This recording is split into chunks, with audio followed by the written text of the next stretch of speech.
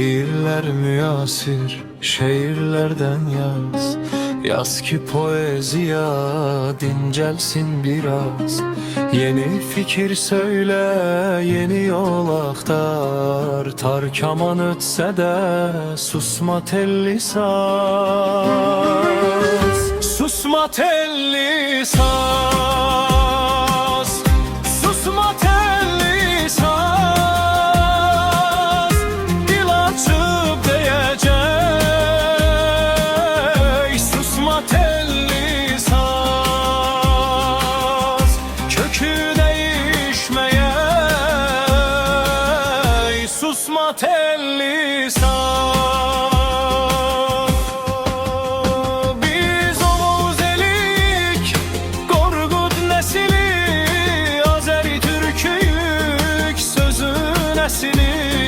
Kim qalmaq istəsə sazla küsülü qoy çıxsın meydana.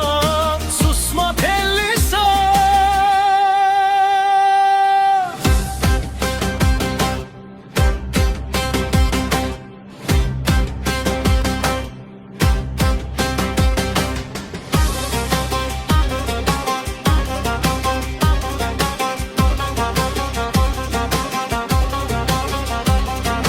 Saz bizim kökümüz, silahımızdır.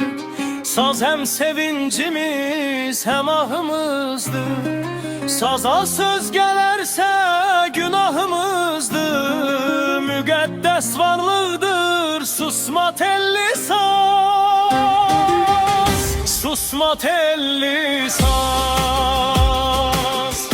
Susma telli saz. Açıp diyecek. Susma telli saz. Kökü değişmeye. Susma telli saz.